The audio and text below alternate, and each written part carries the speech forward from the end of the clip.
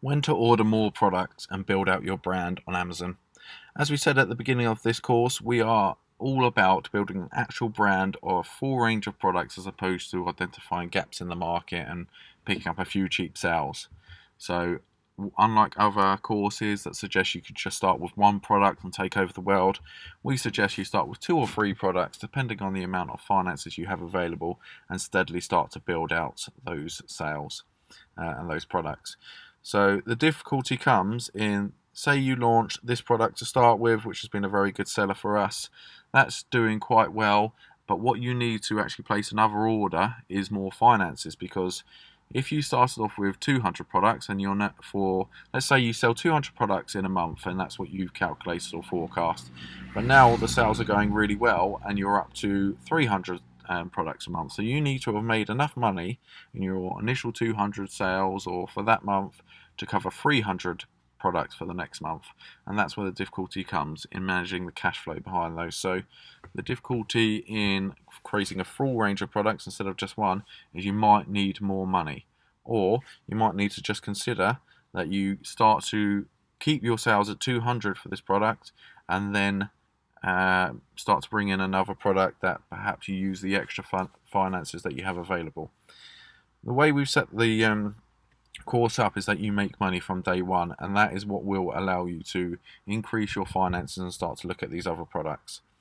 So there are a lot of different formulas that people use to decide when you should actually order new products. Some people say things like, if you have 10 products selling 10 times a day at something like a £20 price point, you're averagely going to make 50% of that, so £10 a day. Over time, you're going to get yourself to £1 million brand by doing that.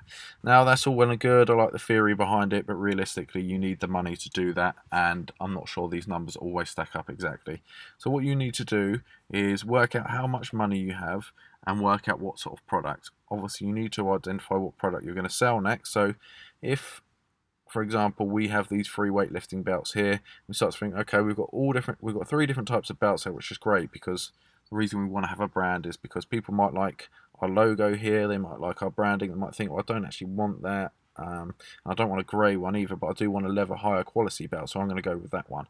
And that's why we are building a brand instead of just selling a few products. But they might start to think, oh, I actually want some knee sleeves to go alongside that and a training book. So that's what you'll look to add next, because otherwise they're going to go to other brands.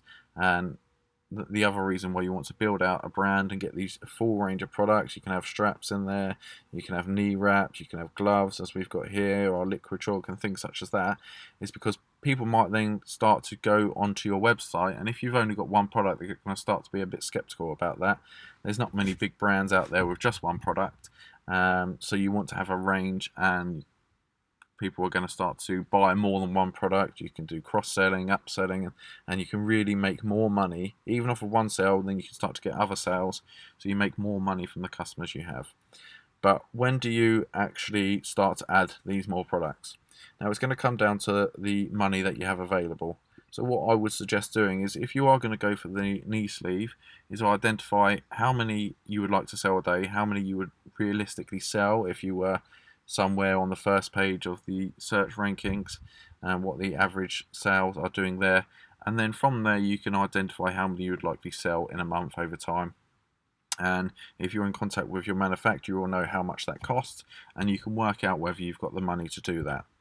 So it's not an exact formula, but what I would say is get your first two or three products selling well, get them stable, get two or three orders in with your supplier, get them ranked into page one, so you can not take your eye off the ball, but you can actually move your focus onto a new product.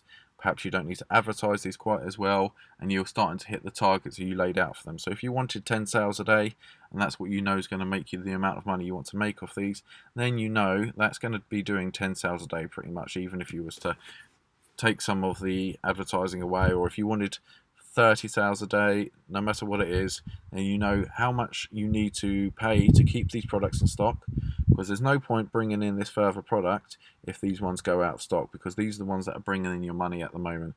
These are the staple for your business, and you want to keep those in stock. Trust me, if anything I've done when building out my brand is bringing out too many products, you can see we've got loads of products, and what we did is we started to go out of stock for some of our best sellers, and then they drop down in the rankings, and then you've got to fight to bring them back up, even though they were your best seller. So there's no point in letting those go down. So how much money do you need to keep the free products in stock each month whilst bringing in a new product? And then you know whether you have enough money to do that. And what you want to do is slowly start introducing different types of products. So start with your main products, and then you start to bring in accessories. Or you could start like we did. And all of these products are priced cheaply at the moment just due to COVID-19 restrictions. We're actually helping out a lot of our customers by providing cheap products to kit out their gym. Usually these are probably almost double the price for almost all of these. But we started with this belt, and say that sells at sort of £14. Then you start to bring in more expensive products, which are £25. They're a higher quality, harder to produce, but you already know the process now, so you can start to go up in the market as we are doing there. You can bring in other smaller, cheaper items like logbooks, some cheap straps. We've got knee wraps there, gloves, and liquid chalk. As you can see, we've got a long list of products, as well as apparel and clothing we have on another account. So the key takeaway from which or when to order new products is make sure you can keep the products that you have already in stock at all times, and how much money do you need to bring this and really give it a good launch, because there's no point in bringing in new products if you can only order say 50, but you need to order 500 for it to have a sustainable launch and actually get it ranked in the search ranking. So we're all about building out that brand and increasing our product range, but I don't want you to do it too quickly to where you burn yourself out, you can't launch this product successfully, and these products go out of stock. So balance up your finances, take some real scrutiny in the money that you have available, and decide which product to step across next. But it is key, you do have to do it. You've got to build out that brand to be a proper business and to take your sales from Amazon onto your own website or sales platform.